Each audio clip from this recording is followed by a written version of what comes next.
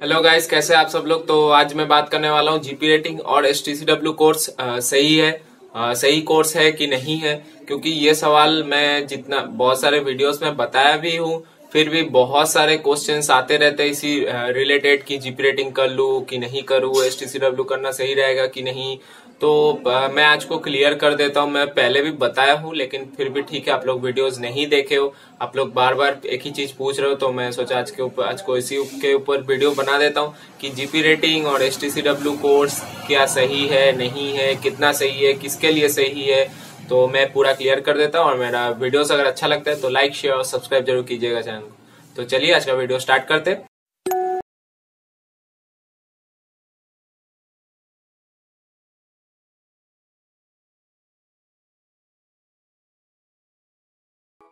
आज का जो टॉपिक आप लोगों को बता दिया, जीपी रेटिंग। पहले मैं जीपी रेटिंग का बात कर लेता हूँ, फिर एसटीसीडब्ल्यू में आऊंगा। तो जीपी रेटिंग 6 महीने का कोर्स है, आप लोगों को पता है। आप 10th बेसिस पे कर सकते हो। 12th के बाद ही, मेरे हिसाब से आपको 12th के बाद ही करना चाहिए। 12th आप कंप्लीट कर लो, उसके बाद आप जीपी रेटिंग कोर्स करो। तो कोर्स किसको करना चाहिए, जो क्वेश्चन बहुत सारे लोग पूछते हैं कि मैं कर लूं क्या, मैं कर लूं। देखो, मैं तो आपका जो फैमिली स्टेटस है, फैमिली बैकग्राउंड है, आपका पास कितना पैसा है, क्या है, ये तो मैं आप नहीं जानता।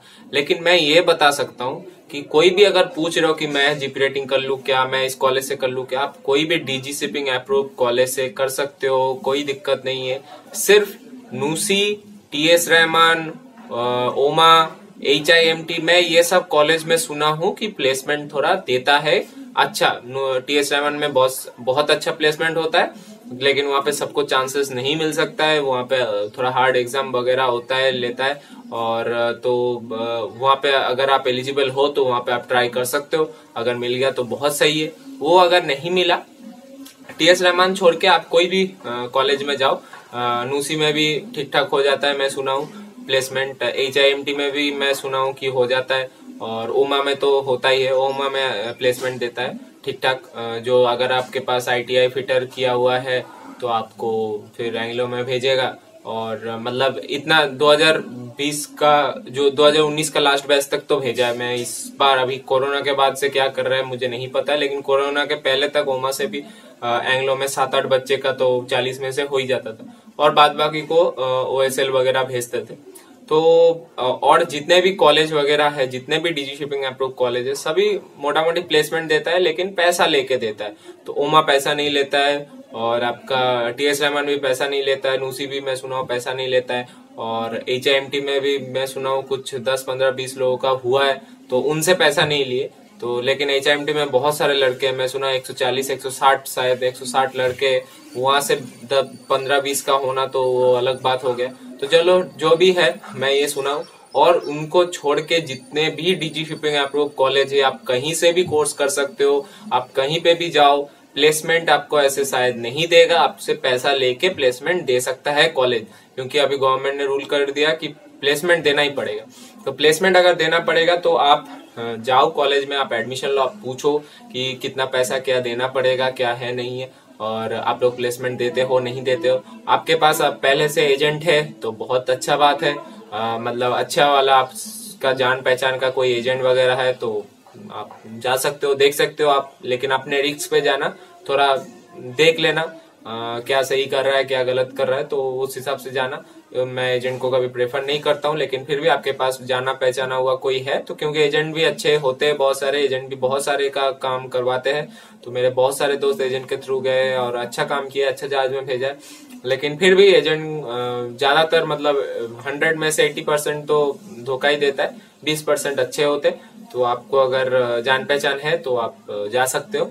और उसके बाद आपका आ जाओ, आपका अगर कोई मतलब चाचा भैया और कोई भी आपका इस लाइन में है जो आपको रेफरेंस दे सकता है, तो आप जरूर जीपी रेटिंग कर लो। वो रेफरेंस आपको दे देगा, भैया है, पापा है, कोई भी फैमिली रिलेटिव्स में या जान पहचान में कोई है, अच्छे कंपनीज में सेटल है बहुत सालों से, तो आप लोगों को पता ही होगा फील्ड लाइन। आप लोगों को तो कुछ बोलने का है ही नहीं, आप लोग कोर्स करो, आप लोग उनसे रेफरेंस लेके आप जा सकते हो। क्योंकि रेफरेंस अगर कोई बंदा कंपनी में पुराना है तो रेफरेंस लग जाता है और हो जाता है उसका प्लेसमेंट।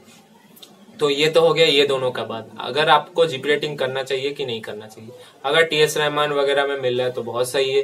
नहीं मिल रहा है तो आप कोई भी डीजी शिपिंग अप्रूव कॉलेज से कर सकते हो, लेकिन तभी करो आप जीपी रेटिंग जब आपके पास पैसा, एटलीस्ट आप जीपी रेटिंग करने के पहले आप 5 से 6 लाख रुपए लेके आ रहे हो। अगर आपको छोटे जहाज में जाना है तो 3 से 4 लाख रुपए लेके जीपी रेटिंग करने आओ।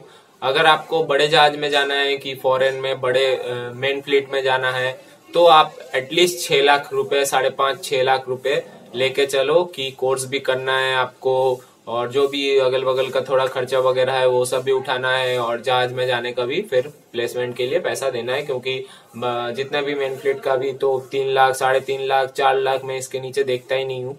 तो इतना तो पैसा खर्चा होने वाला है, और कोर्स का भी 2 लाख, 2.5 लाख, 2 लाख 30, 10 ऐसे 2 लाख, एक दो जैसे ओमा में 1 लाख 30 में ना 1 लाख 20 में हो जाता है। HIMT में मैं सुना 1.5 लाख में हो जाता है, लेकिन ज्यादातर कॉलेज 2 लाख, 2 लाख 10, 2 लाख 20, 2 लाख 50 ऐसे ही लेते। तो आप देख लो कहाँ पे आपका सुविधा है। अगर ओमा वगैरह में मिल रहा है कम पैसा में हो जाएगा तो बहुत सही है, नहीं मिल रहा है तो थोड़ा पैसा जुगाड़ करके आप कर सकते हो। लेकिन आप अगर सोचते हो कि मतलब ये सोच के चलते हो कि बस जीपी रेटिंग कर लिया और जाके मैं जॉब मिल जाएगा, तो फिर भाई बहुत मुश्किल है। आप लोग ऐसे मत किया करो, क्योंकि इस लाइन में बहुत सारे लोग आ जाते हैं आके कोर्स करने के बाद और फिर जहाज में जा नहीं पाते, क्योंकि प्लेसमेंट के लिए बहुत महीने महीने वेट करना पड़ता है। और सबसे मेन है कि इस लाइन में अगर आ रहे हो तो पेशेंस बहुत ज्यादा रखना पड़ेगा, बहुत महीने महीने भी बैठना पड़ सकता है, सालों साल भी बैठना पड़ सकता है। लेकिन यह है कि पेशेंस आपको रखना पड़ेगा, थोड़ा समय लगेगा, टाइम लगेगा, थोड़ा आपको छोटे से स्टार्ट, अगर बड़े नहीं मिल रहे तो छोटे से धीरे धीरे करके स्टार्ट करना पड़ेगा, फिर जाके आप कभी ना कभी सेटल हो जाओगे। लेकिन मेरा बस यही बोलना है कि आप कहीं पे भी जा रहे हो तो आप लोग थोड़ा देख लो, पैसा का अगर जुगाड़ है आपके पास तो ही जीपी रेटिंग करने आओ, नहीं तो आपके पास पैसा नहीं है तो TS रहमान, नूसी, ओमा ये सब कॉलेज से आप ट्राई करो कि यहाँ पे हो जाता है तो फ्री में प्लेसमेंट मिलने का चांसेस है। तो आप अगर अच्छे से पढ़ाई करते हो तो फ्री में प्लेसमेंट मिलने का चांसेस है। तो मैं ये बता दी, आप कोई भी डीजी अप्रूव कॉलेज से जीपी रेटिंग कर सकते हो, आपके पास पैसा है, 5-6 लाख रुपए लेके आ सकते हो तो आप आओ। यही मान के चलो कम में हो गया तो अच्छा बात है, नहीं हुआ तो 5-6 लाख एटलीस्ट खर्चा होने वाला है पूरा आपका जहाज में चढ़ने तक, जो मतलब कोर्स से लेके जहाज में चढ़ने तक 5.5-6 लाख खर्चा हो जाएगा, कितने भी आप कम कर लो। तो इतना पैसा अगर है तो आओ, क्योंकि बहुत सारे लोग आके फिर फंस जाते, बोले इतना पैसा नहीं है, फिर वो दूसरे लाइन में चले जाते। तो जरूरत ही नहीं है ना आप कोर्स के पीछे भी 2-2.5 लाख खर्चा करो, क्योंकि 2-2.5 लाख में बहुत सारे ऐसे पढ़ाई होते हैं कि वहां पे आप अच्छा जाके सेटल हो सकते हो। तो सिर्फ जीपी रेटिंग ही करना है, मच्चे नेवी में आना है, ऐसा कुछ नहीं है। जीपी रेटिंग अगर आपको करना है तो आप ये मान के चलो कि पैसा आपका खर्चा होगा 5-6 लाख रुपए प्लेसमेंट मिलने तक। कोई रेफरेंस वगैरह है तो आपको फ्री में हो जाएगा, रेफरेंस नहीं है, TS रहमान भी नहीं हुआ है तो आपको फिर पैसा लगेगा। तो ये तो हो गया जीपी रेटिंग के बाद मैं क्लियर कर लिया, कोई भी कॉलेज आप पढ़ सकते हो, लेकिन नूसी, TS रहमान, ओमा ये सब में ट्राई करना पहले, ये सब में हो जाता है तो कम पैसे में, और मतलब पैसे तो कम नहीं, TS रहमान में पैसा अच्छा 2 लाख के ऊपर ही लेता है। तो जो भी है मतलब आपको प्लेसमेंट हो जाएगा, मतलब गारंटी नहीं है क्योंकि कोरोना के बाद बहुत कुछ चेंज हो चुका है, लेकिन 2019 तक तो सबका प्लेसमेंट करीब करीब TS रहमान में मैं सुना हूँ हो ही जाता था, नूसी में भी मैं सुना हूँ हो जाता था, और ओमा में भी करीब करीब हो ही जाता था। तो ये हो गया जीपी रेटिंग के बाद। अभी आ जाता हूँ STCW। STCW किसको करना चाहिए? STCW भाई आप लोग करो ही मत। अगर आप लोग सोच रहे हो कि 10,000 में STCW से CDC निकाल के मैं जहाज में चले जाऊंगा तो बहुत दिक्कत है।